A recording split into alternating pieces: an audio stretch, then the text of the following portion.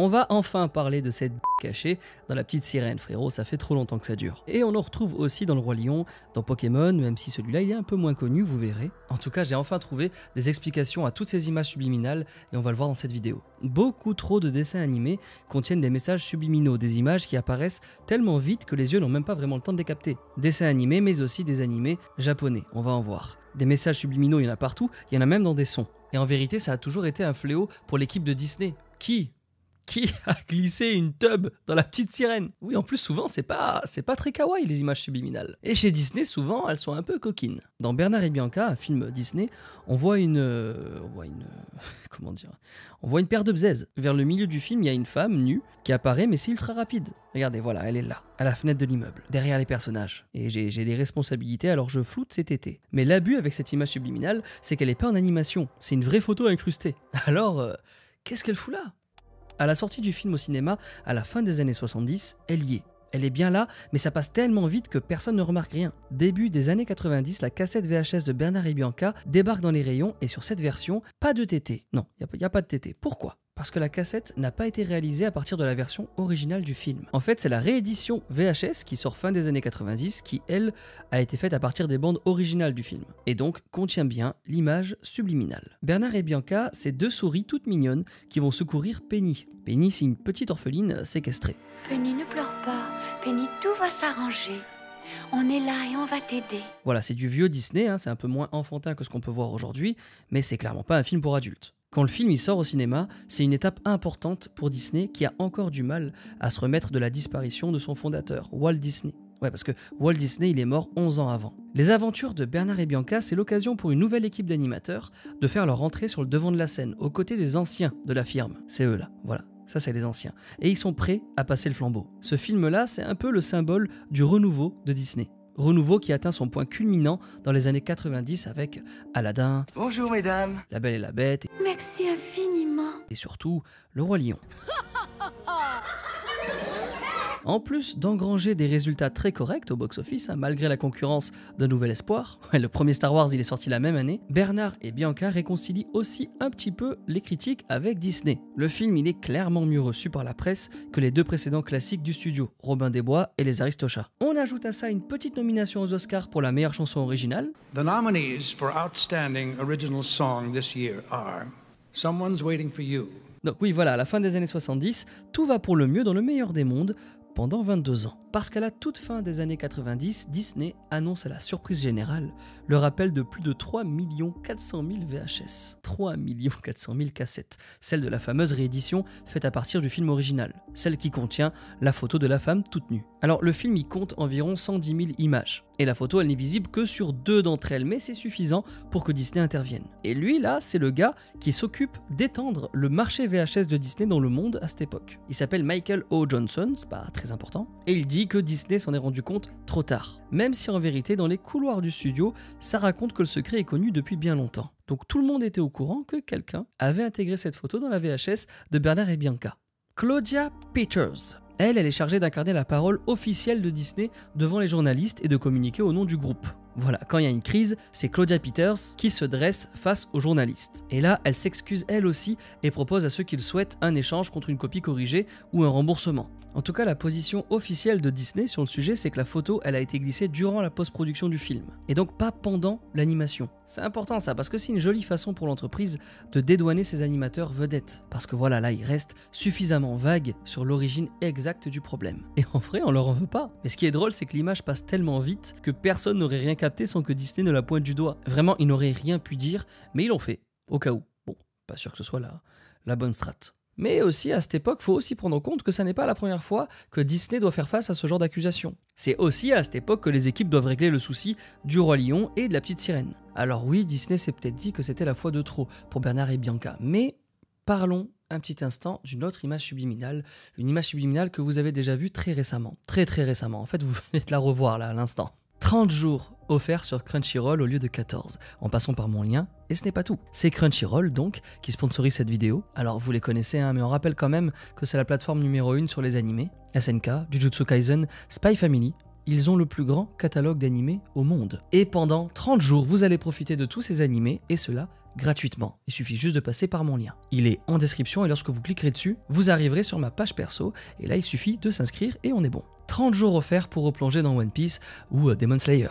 À chaque nouvelle sortie, les épisodes sont tout neufs, ils viennent tout juste de sortir. Au Japon, en Chromecast là, sur la télé, quel bonheur. Alors, Crunchyroll à la maison, ça tue, mais tant qu'on y est, pourquoi pas au cinéma? Et oui, petite surprise, parmi ceux qui s'inscrivent là maintenant, vous aurez peut-être la chance d'être invité à l'avant-première de Spy Family Code White au cinéma. Je vous ai négocié 5 places, il y aura donc 5 gagnants qui pourront bien évidemment être accompagnés d'un +1. Voilà, ça se passe en description, vous cliquez sur le lien, c'est gratuit, vous vous inscrivez pour participer, ça dure 30 jours, vous avez 30 jours offerts pour voir tous les animés, et bien évidemment vous pouvez aussi résilier l'abonnement à tout moment, ok? Restons dans les animés et parlons d'un animé culte des années 90, Nicky Larson. Et celui-là, il a justement toute sa place dans cette vidéo. Nicky Larson, c'est aussi connu sous le nom de City Hunter. On ne peut pas dire que je lui fasse un effet irrésistible, ça je comprends pas. C'est un animé plutôt culte qui nous embarque dans les aventures d'un ancien tueur à gages un poil obsédé accompagné de Laura. Et Laura, c'est la sœur de son ancien partenaire, aujourd'hui décédé. Alors chez nous, en France, dans les années 90, la série fait les belles heures du Club Dorothée. Club Dorothée, c'est la célèbre émission de TF1 où sont diffusés tous les animés à la mode, genre Ken le Survivant, Sailor Moon ou encore Dragon Ball. Mais ce qui nous intéresse là, c'est un épisode de la saison 3, diffusé au Japon à la fin des années 80. Cet épisode en particulier est resté dans les mémoires parce qu'il contient une photo subliminale de Shoko Asahara. Qui est Shoko Asahara? Shoko Asahara, c'est le gourou, le chef de la secte Aum Shinrikyo. C'est une secte qui va traumatiser le Japon dans les années 90. Le but de cette secte, c'est de provoquer l'apocalypse pour prendre le pouvoir. Et alors, pour ça, il décide de se transformer en meurtrier. Super. Aujourd'hui, on sait que la secte est responsable de plusieurs assassinats, en particulier celui de l'avocat Tsutsumi Sakamoto. Et c'est assez terrible puisque dans cette histoire, l'avocat n'est pas la seule victime, il y a aussi sa femme et son bébé. Cette affaire terrifiante, elle est survenue à la fin des années 80. Et ce n'est pas tout parce que les membres de cette secte sont aussi responsables de l'attaque au gaz sarin dans le métro de Tokyo au milieu des années 90. Ce gaz, le gaz sarin, il est genre 500 fois plus toxique que le cyanure. C'est vraiment horrible. Et ce jour-là, le jour de l'attentat, 13 personnes décèdent et des milliers d'autres sont intoxiquées. Le drame traumatise tout le Japon. Et c'est en grande partie pour ça qu'on retrouve très peu de poubelles dans les rues japonaises. C'est pour lutter contre le terrorisme et en particulier les attaques au gaz. Parce qu'un sac poubelle, ça peut contenir le liquide et dissimuler le gaz sarin qu'il suffit alors de libérer pour intoxiquer tout le monde. Alors le gouvernement japonais décide donc de retirer toutes les poubelles petit à petit dans les années 90. Mais à l'époque de la diffusion de l'épisode de City Hunter, à la fin des années 80 donc, tout ce que je viens de vous dire là, on ne le sait pas encore. En fait, c'est quelques mois après l'attaque du métro de Tokyo que la chaîne Nippon Television Network reconnaît avoir diffusé un épisode de Nicky Larson contenant une image subliminale de Shoko Asahara. Voilà, c'est donc longtemps après, mais c'est chaud. Hein. C'est un peu comme si en France, on diffusait un épisode de Zinzin de l'espace, je dis au hasard, qui contient une image subliminale du tueur en série Émile Louis, violeur, assassin, la totale. C'est glauque un peu, c'est pas une vanne super drôle. Alors le responsable de la boîte de prod Sunrise, celui qui s'occupe de Nicky Larson, il organise une conférence de presse pour réagir suite à l'attentat du métro de Tokyo. Et selon lui, il s'agit d'un simple canular, réalisé pendant le montage de l'épisode par un freelance qui n'entretient aucun lien avec la secte. Et voilà, l'histoire en reste là. Pour l'anecdote, il y a quelques années, l'ancien gourou Shoko Asahara et plusieurs de ses adeptes sont exécutés après avoir été condamnés à mort par la justice japonaise et ironie du calendrier, le film live action, le film français Nicky Larson et le parfum de Cupidon sort à la même période au cinéma. Quand on parle d'images subliminales, souvent celles qui nous intéressent, ce sont celles qui font polémique d'abord et aussi celles qui parlent de sexe. Voilà, oui, comme le Roi Lion, la petite sirène, tout ça.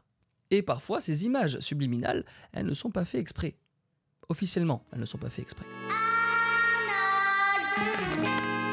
Bouge de là, tête à claque. Hey, Arnold! Hey Arnold, c'est un cartoon américain que vous connaissez sûrement, très populaire au début des années 2000. Arnold, c'est un orphelin qui vit chez ses grands-parents qui tiennent une pension de famille. Joli petit contexte pour donner l'occasion d'insérer pas mal de persos hauts en couleur et aussi d'aborder des thèmes comme l'amour, l'amitié, auxquels le jeune public peut s'identifier. Et pendant plus de 180 épisodes, on suit le quotidien de Arnold et de son meilleur ami, Gérald. Bon, on est clairement sur un cartoon bon enfant à destination des enfants, voilà. Alors maintenant, pourquoi le grand-père il a un sgeg sur le visage?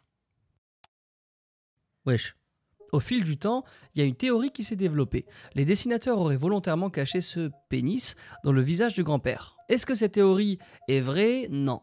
En tout cas, quand on écoute Craig Bartlett, le créateur de la série, il a été interrogé à ce sujet au Comic-Con de San Diego. C'était il y a quelques années et il explique que la tête du grand-père n'est pas pensée pour ressembler à un pénis. En fait, c'est juste son style de dessinateur qui s'exprime comme ça, c'est pas de sa faute. Mais vas-y, l'affaire lui prend un peu la tête et c'est pour ça qu'à la sortie du téléfilm Hey Arnold Mission Jungle, à la fin des années 2010, ce bon vieux grand-père est un peu remanié et il ne présente plus de forme ambiguë sur son visage. Alors, sur ce cas-là, on est sur ce qu'on appelle une pareidolie. C'est quoi ce mot? C'est un mécanisme de notre cerveau qui nous pousse à voir des images familières là où il n'y en a pas. Comme sur certaines photos de la planète Mars. Pareidolie. Quand vous regardez un miroir, que vous voyez un beau gosse, c'est une pareidolie. Ok? On continue. Alors, pour le grand-père dans Hey Arnold, ça n'est pas fait exprès. Ok. En ce qui concerne les Simpsons, bon. Dans les années 90, les Simpsons, c'est un raz-de-marée. Et vous le savez déjà puisque vous avez vu ma vidéo sur le sujet. Hein. L'histoire des Simpsons, allez la voir après si c'est pas déjà le cas. Les Simpsons, c'est un phénomène de société incontournable. Alors, mieux que n'importe qui, jusqu'à l'arrivée de Trey Parker et Matt Stone. Trey Parker et Matt Stone, c'est eux. Et eux, c'est les créateurs de South Park. Tu traites pas mon petit frère de Godmichet! C'est quoi un Godmichet? J'en sais rien, et je pense que Cartman il n'en sait rien non plus! Je le sais très bien, si! Bon, jusqu'à leur arrivée, Matt Groening et son équipe réussissent épisode après épisode à croquer les travers de la société américaine pour notre plus grand plaisir. Alors, c'est pas étonnant que Matt Groening et son équipe de petits génies se penchent sur les messages subliminaux quand l'occasion s'y prête. Et au tout début des années 2000, l'occasion là, elle s'y prête. C'est l'élection présidentielle américaine qui oppose George W. Bush, qui défend des valeurs plutôt traditionnelles, à Al Gore, qui lui aimerait bien que plus de choses changent en Amérique. Et à ce moment-là, l'un des producteurs des Simpsons, Mike Scully, il soutient grave Al Gore. C'est donc une belle opportunité de faire un petit pic à George W. Bush, dont le père, qui a aussi été président, dit que les Simpsons sont la cause de tout ce qui ne va pas en Amérique. To make American families a lot more like the Waltons and a lot less like the Simpsons. Mais c'est une longue histoire entre les Bush et les Simpsons. On en parle dans la vidéo de l'histoire des Simpsons. Alors l'équipe va utiliser l'épisode La bataille des deux Springfield pour faire passer un petit message subliminal aux téléspectateurs. Et ils vont passer ce message durant la fameuse scène du générique où Bart copie des lignes au tableau et qui change à chaque épisode d'ailleurs. Dans l'intro de cet épisode, on peut voir Bart écrire « Je n'écrirai pas de messages subliminaux ». I will not plant subliminal messagor. Oui, quand on observe bien, on remarque que le mot message est mal orthographié pour pouvoir faire exister la vanne Al Gore. Voilà. Et en plus du jeu de mots, c'est encore plus drôle quand on sait que les Simpsons sont diffusés sur la Fox et qu'à ce moment-là, la Fox soutient l'autre candidat, George Bush. Et ça, c'est encore un bel exemple de l'insolence des Simpsons qui marque bien les premières saisons de la série. Allez fiston, envoie la colle.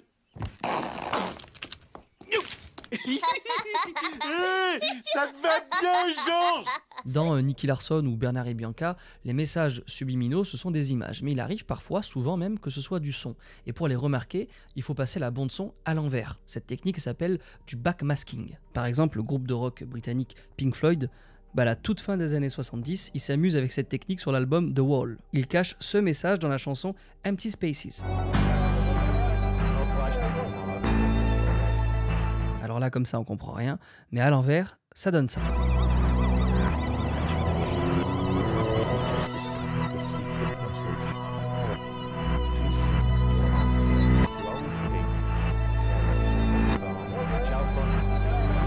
Et ça veut dire félicitations, vous venez de découvrir le message secret. Merci d'envoyer votre réponse à Old Pink, au bon soin de la Funny Farm, Chalfont. Voilà, j'ai pas toutes les refs là par contre, mais vous avez compris le délire.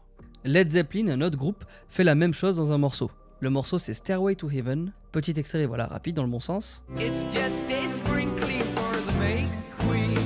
Voilà, et dans le sens inverse, ça donne ça.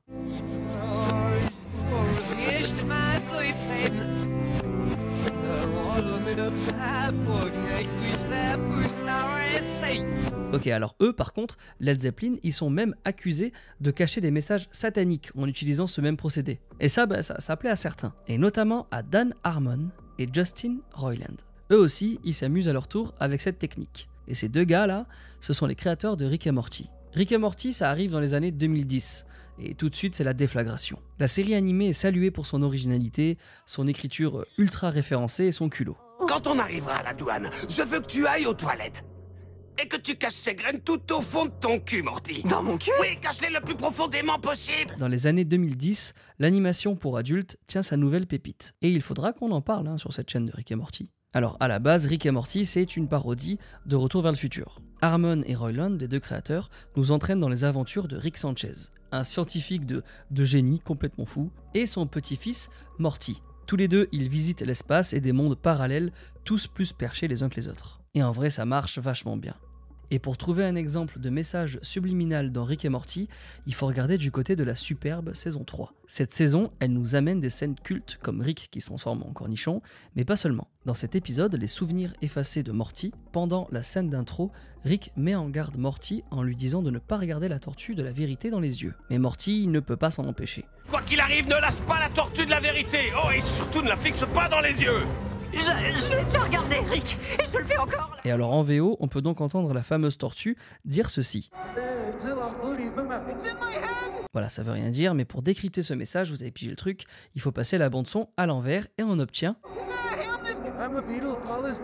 I am a Beatle, Paul is dead. Et ça veut dire je suis un Beatle, Paul est mort. Et ce Paul dont parle la tortue, c'est Paul McCartney, le membre du groupe anglais les Beatles. Et Paul McCartney, il est au cœur d'une théorie du complot depuis les années 60. Cette théorie, elle affirme qu'il est mort à cette époque dans un accident de voiture et il a été remplacé dans la foulée par un sosie. Et c'est à cette théorie que les créateurs de Rick et Morty font référence dans cet épisode. Et ce qui est cool avec cette théorie, c'est qu'à en croire cette légende, les Beatles eux-mêmes auraient caché une foule d'indices sur la disparition de Paul McCartney dans toute l'œuvre. Bien sûr, tout ça a été débunké depuis très longtemps, mais la rumeur tourne encore. Et pour l'anecdote, c'est d'ailleurs les Beatles qui ont popularisé l'usage de cette technique de message subliminal dans la musique avec leur White Album. Number 9, number 9, number 9,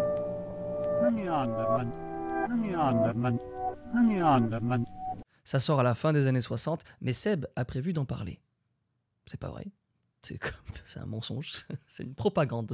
Mais Seb, tu devrais, frérot. Les Beatles. Les Beatles. Alors on a vu des blagues de mauvais goût avec Bernard et Bianca, on a vu du clin d'œil pour Rick et Morty. Les messages subliminaux, ça peut servir à plein de trucs et il y en a qui s'en sont servis pour régler ses comptes avec la production. Et c'est cette dernière option que choisit Eric Stewart. Eric, c'est un doubleur américain connu pour être la voix anglaise de Seto Kaiba.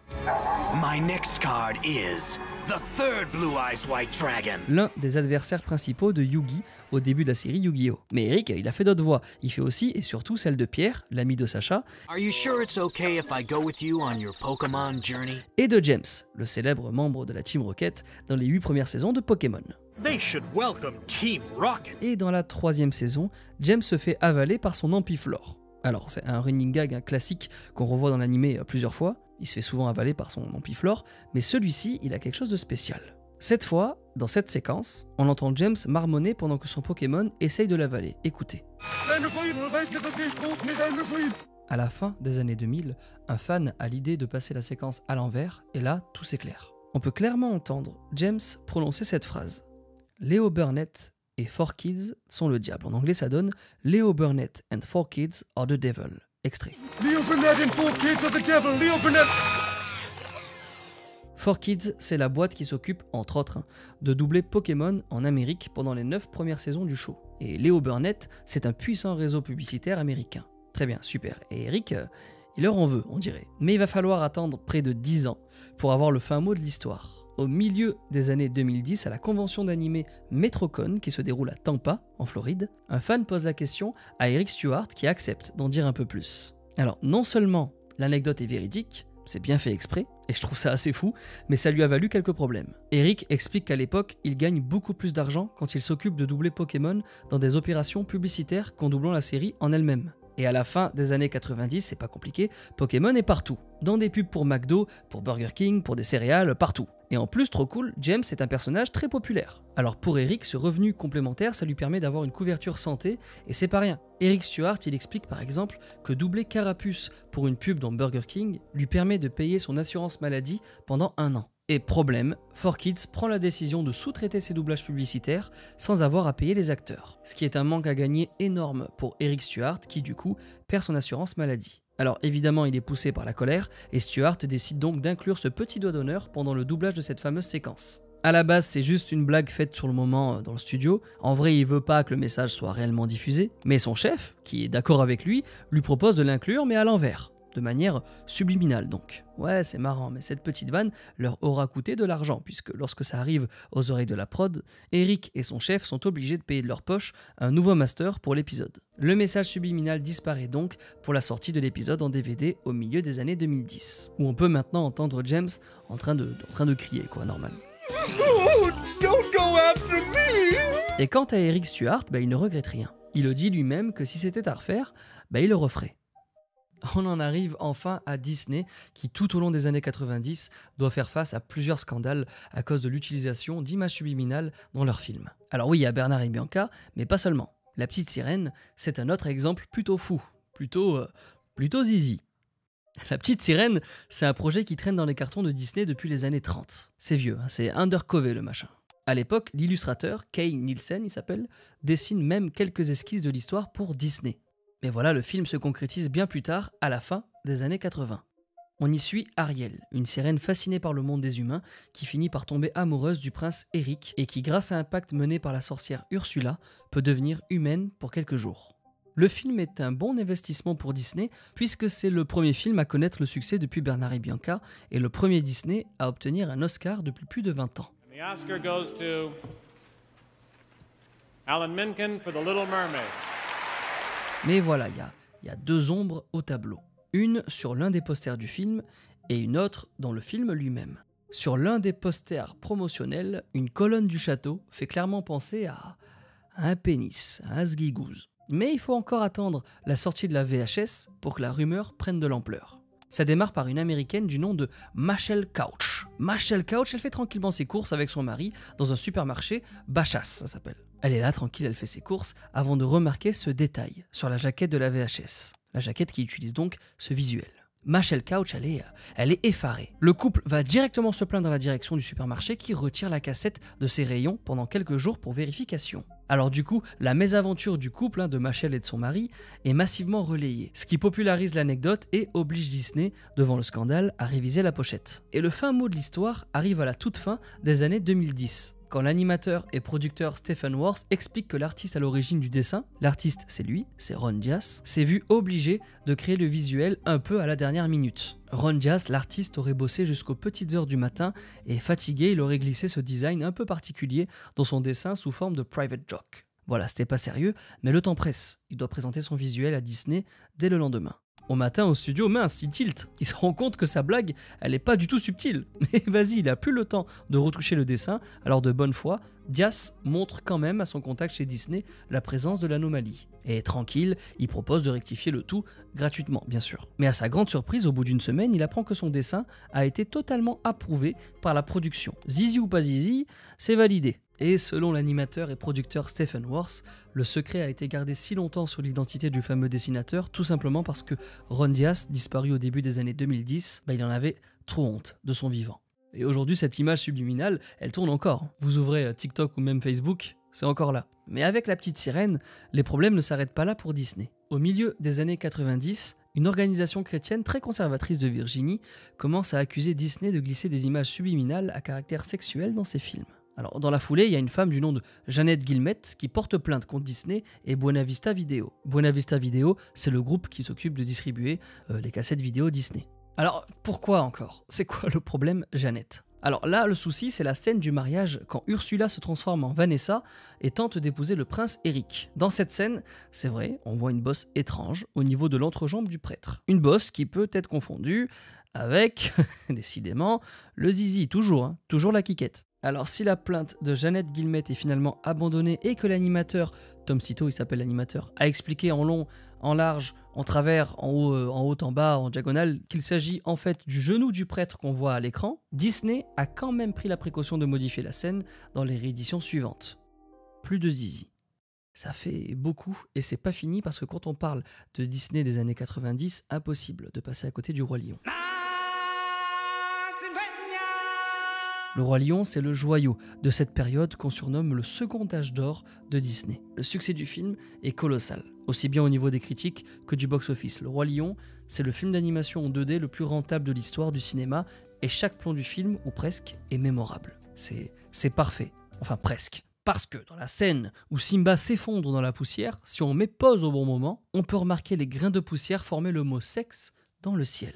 En tout cas, c'est ce que dit la rumeur, une rumeur qui traverse le temps, parce que là, récemment, Tom Bancroft, animateur sur Le Roi Lion, publie une vidéo sur TikTok pour s'expliquer. Pour lui donc, il s'agit tout simplement d'une illusion. Bancroft explique que lorsque l'animation des personnages dans une scène qui contient un effet comme du feu, de l'eau ou de la poussière, la scène d'animation est envoyée dans un second temps à l'équipe des effets spéciaux qui s'occupe de la finaliser. L'équipe des effets spéciaux, c'est donc pas sexe qu'il faut lire dans le ciel, mais SFX, l'abréviation en anglais de Special Effects. C'est un petit clin d'œil glissé par le département des effets spéciaux. And so, this shot, as adult Simba lies down, all that dust particles that fly up in the air was animated by the effects department. So it actually says this. EFX, which just stands for effects, the effects department. Mais pour la ressortie cinéma du film au début des années 2000, Disney préfère quand même modifier la scène pour qu'aucun mot n'apparaisse plus du tout à ce moment-là. Ça y est, on est fatigué de tout ça, nous. Et pareil pour le DVD qui sort à peu près au même moment. Mais il y a une autre rumeur qui va naître lors de la ressortie ciné du film et elle concerne cette fois l'affiche qui accompagne le retour du Roi Lion sur grand écran. En arrière-plan, sur le museau de Mufasa, on distingue des formes qui font penser à une femme dénudée, enfin une femme en culotte. Alors j'ai cherché et là, pas d'explication. Là pour le coup, rien n'indique que c'est volontaire, on est de nouveau sur un cas de pareidolie. Du moins, c'est ce qui est dit officiellement. Les images subliminales, c'est souvent lié aux coquineries, voilà, on l'a vu dans cette vidéo. Mais aussi souvent, c'est lié aux théories du complot. Pourquoi ? Parce qu'une image subliminale, c'est censé influencer le spectateur sans qu'il s'en rende compte. Voilà, en théorie, parce que ça n'a jamais vraiment été prouvé. Et quand on parle de théorie du complot, on parle souvent des Illuminati, une société secrète qui gouvernerait le monde en secret, notamment en tirant les ficelles de grosses entreprises comme Disney. Alors on retrouve des références aux Illuminati un peu partout dans la culture populaire, au cinéma, dans les livres aussi, et dans la bande à Picsou. C'est le plus grand boss de toute la ville, Picsou. C'est diffusé à la fin des années 90 et la série elle met en scène le célèbre canard de Disney, Picsou, et à ses neveux aussi, Riri, Fifi et Loulou. Et on parle là de leurs aventures à la recherche du trésor perdu. Donc visiblement rien à voir avec les Illuminati, sauf pour l'épisode Canard d'affaires dans la saison 2. Dans cet épisode, les neveux de Picsou gèrent les affaires de leur oncle qui a des soucis de santé. Et pendant que Picsou passe un examen dans la clinique du docteur Von Swine, on voit un tableau de test oculaire à l'arrière-plan. Et si on fait bien attention, là, les lettres du tableau forment brièvement une phrase énigmatique. Ask about Illuminati, qu'on peut traduire par « Posez-vous des questions sur les Illuminati ». Alors ça aurait pu juste être un easter egg, un détail caché d'arrière-plan, comme on a l'habitude de voir dans cette chaîne, mais dans le plan suivant, la phrase change. Elle change et elle ne veut plus rien dire, alors là, on est sur du subliminal. Et à ce jour, le mystère reste entier concernant cette référence aux Illuminati, mais on peut parier que c'est une blague faite par les animateurs de la série. En tout cas, la vanne ne semble pas déranger Disney parce que l'épisode contient toujours cette fameuse scène encore aujourd'hui. Elle reste inchangée depuis sa première diffusion à la fin des années 80. Alors même si l'influence réelle des images subliminales sur le spectateur n'a jamais vraiment été prouvée, en France, c'est interdit. En tout cas dans les publicités depuis le début des années 90. Et vous savez quoi, au début des années 2000, la chaîne M6 a justement été convoquée par le Conseil supérieur de l'audiovisuel, c'est eux qui s'occupent de contrôler un minimum ce qui est diffusé à la télé et à la radio, ils ont été convoqués pour s'expliquer sur la présence de 33 images subliminales pour l'appareil photo jetable Kodak Fun détecté dans la diffusion de l'émission Pop Stars par un fan du show. C'est quasiment invisible, même pas quasiment, c'est invisible à l'œil nu, mais dans cette vidéo, vous pourrez le voir, voilà, cadeau. Alors là, pour le coup, M6 plaide l'erreur technique. Aux États-Unis, elles sont interdites de 1958 à 1992, ce qui fait quand même 30 ans d'interdiction. Et cette interdiction, elle est en grande partie à cause de lui, James Vickery. James, il est chercheur en marketing, et il affirme à la fin des années 50 que l'insertion d'images subliminales comme « buvez du Coca-Cola » dans des films lui ont permis de faire exploser les ventes de la boisson. Évidemment, l'anecdote, elle est fausse. Et même James Vickery avouera avoir menti. En vrai de vrai, aucune étude sérieuse ne prouve l'efficacité réelle des messages subliminaux sur l'inconscient. Depuis le début des années 90 aux États-Unis, aucune loi à l'échelle du pays n'interdit l'utilisation de cette technique. En tout cas, des exemples de messages subliminaux dans les dessins animés, il y en a plein d'autres. Alors si vous voulez un deuxième épisode de cette vidéo, vous me le dites dans les commentaires. Voilà, vous me mettez 2 et je comprendrai très bien de quoi il s'agit. Merci d'avoir regardé cette vidéo, abonnez-vous, bonne année et on se retrouve très vite sur YouTube. Ciao.